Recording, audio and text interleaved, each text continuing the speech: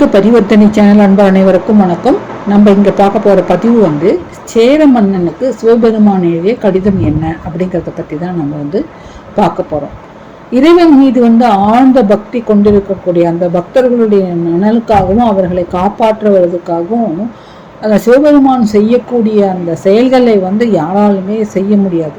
அந்த மாதிரி ஒரு பக்தருக்கோசரம் சிவபெருமான் இந்த சேர மன்னனுக்கு ஒரு கடிதம் கொடுத்தார். அந்த பக்தர் யார் என்பதை பத்தி நம்ம இப்போ பார்க்கலாம்.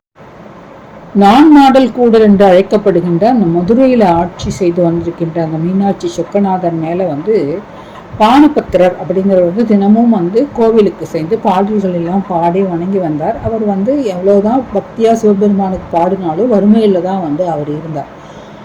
அந்த மாதிரி இருக்கக்கூடிய அதாவது சிவனுடைய பொதுவான குணம் என்னன்னாக்கா, தன் மீது பக்தியோடு இருந்தாலும் அவர் எடுத்த உடனே கேட்ட வரமெல்லாம் கொடுத்துருவார். ரொம்ப சோதிச்சுட்டு தான் கொடுப்பார். அதனாலதான் மாணிக்கவாசகர் கூட பாடல்ல என்ன சொல்லியிருக்காரு, அவன் அருளால் அவன் தான் பழிந்து, அவன் அருள் இருந்தாதான் வணங்க முடியும். அதனால அந்த மாதிரி சோதித்துட்டு தான் சிவபெருமான் நமக்கு சோதனையை சாதனையை ஆக்கி காமிப்பார்.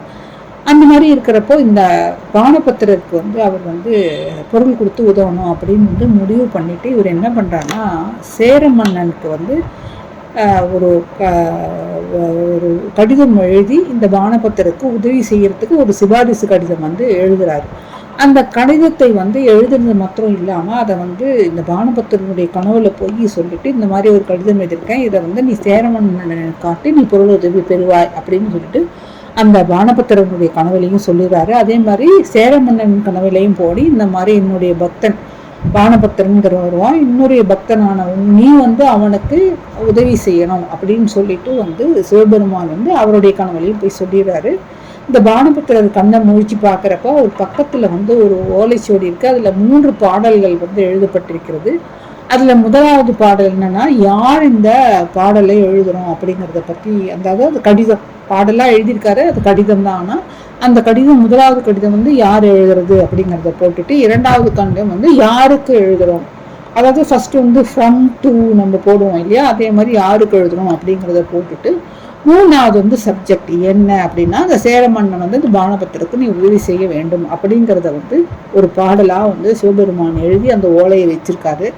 அந்த ஓலையை தான் கொண்டு போய் பானபத்திரர் அவர்கிட்ட கொடுத்து உதவி பெறணும். இந்த மாதிரி சிவபெருமான் தன்னுடைய தன்னை யார் நம்பி வந்தாலும் அவர்களுக்கு ஒரு சோதனையெல்லாம் கொடுத்து, அதாவது பானபத்திரருக்கு மிகவும் வறுமையை கொடுத்து இந்த சிபாரிசு கடிதம் மூலம் அவருடைய வாழ்க்கையினுடைய தரத்தை உயர்த்துகின்றார். இதுதான் சிவபெருமான் சேர மன்னனுக்கு எழுதிய ஒரு சிபாரிசு கடிதம். இதை நம்மளும் தினமும் படித்தா கூட நம்மளுடைய வறுமையும் போயிட்டு அந்த சிவனுடைய அருளை பெறலாம் அப்படின்னு சொல்லப்படுகிறது. இந்த பாடல்களை பாராயணம் செய்யணும்னு நினைக்கிறவாளுக்கு நான் இந்த டிஸ்கிரிப்ஷன் பாக்ஸ்ல இந்த 3 பாடலையும் கொடுத்திருக்கிறேன். இதை நீங்க தினமும் பாராயணம் பண்ணி அந்த சிவனுடைய அருளை பெறலாம். மீண்டும் வேறு ஒரு ஆன்மீக தகவலுடன் உங்களை சந்திக்கின்றேன். நன்றி, வணக்கம்.